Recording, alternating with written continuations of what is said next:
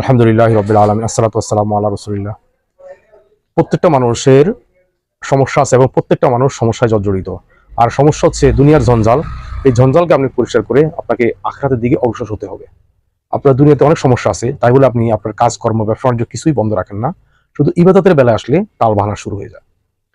তো এখন দেখা যায় আপনি আর্থিকভাবে সমস্যা আছেন, বা আপনি থাকার ঘরের সমস্যা আছেন, বা আপনার ব্যবসা নিয়ে সমস্যা আছেন। কিন্তু দেখা যায় যে আপনার জীবনে এটাই সবচেয়ে বড় সমস্যা। কিন্তু কিছু লোকের টাকা কষ্ট কি জিনিস, থাকার কষ্ট কি জিনিস সে জন্মের পর থেকে দেখে নাই, কিন্তু সে এমন একটা সমস্যার মধ্যে আছে অত আপনি তার ধারে কাছেও নাই। প্রত্যেকটা সমস্যা ভিন্ন রকমের হতে পারে, বা প্রত্যেকের সমস্যা আলাদা আলাদা। তো এই সমস্যাগুলোকে আমাদেরকে ঠেলে পিছনে ফেলে আমাদেরকে আখিরাতের প্রত্যাশী হতে হবে।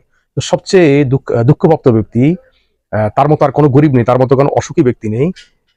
খানার কষ্ট, কাপড়ের কষ্ট, পৃথিবীতে সর্বনিকৃষ্ট, মানে তার মধ্যে যার পরে আর কোনো অভাবই নেই, এমন একটা লোক যখন মারা যাবে, আল্লাহ সুবহানাহু ওয়া তাআলা তাকে প্রশ্ন করবে, হে আব্দুল্লাহ, তুমি তো অনেক কষ্ট করছো, গাছতলায় ছিলা যেখানে বৃষ্টি আসতো এবং রোদে তুমি শুকাইতা, এবং তোমার তো পরিধান করার বস্ত্র ছিল না, এবং তুমি মাঝে মধ্যে কয়েকদিন না খাই থাকতা, মাঝে মধ্যে খানা পাইতা। কত কষ্ট করছো। এটা বলবে না, বলবে যে তোমার রবকে। এই প্রশ্নটা করা হবে কবরে তাকে, এবং তোমার দিন কি, এবং তোমার নবীকে।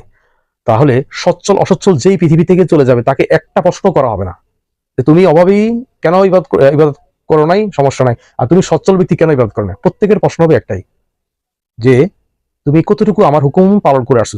পৃথিবীতে পাঠানোর উদ্দেশ্য একটাই, দ্বিতীয় কোনো উদ্দেশ্য নাই। তো যে তার লক্ষ্য উদ্দেশ্য বুঝতে পারছে, তো সে সমস্ত সমস্যাকে পিছনে ফেলে সে আল্লাহর ইবাদতে মনোনিবেশ করছে এবং সে অগ্রগামী হয়েছে। আপনি যদি মনে করেন যে আপনার টাকা পয়সার কারণে আপনি ইবাদত করতে পারতেছেন না, তাহলে আপনি নিজেকে ধোঁকা দিচ্ছেন এবং আল্লাহকে বুঝাচ্ছেন যে দেখো আল্লাহ, অমুকের এত টাকা দিচ্ছেন, আমার দিলে তো আমি ইবাদত করতে পারতাম। আল্লাহ তো বলে অমুকের এত টাকা দিচ্ছে, সে তো ইবাদত করে না, তুমি আর কতটুকু করতে। তাহলে আল্লাহ আপনি আল্লাহকে বুঝাতে যাবেন না। আল্লাহ সুবহানাহু ওয়া তাআলা সবচেয়ে জ্ঞানী এবং অন্তর্যামী, কে কি করবে না করবে তা আল্লাহ সুবহানাহু ওয়া তাআলা জানেন। এই জন্য তিনি কাউকে গরিব করেছেন, কাউকে ধনী করেছেন, কাউকে মধ্যমপন্থা অবলম্বন করতে বলেছেন, কাউকে এতই গরিব করেছেন সে চলতেও কষ্ট হয়।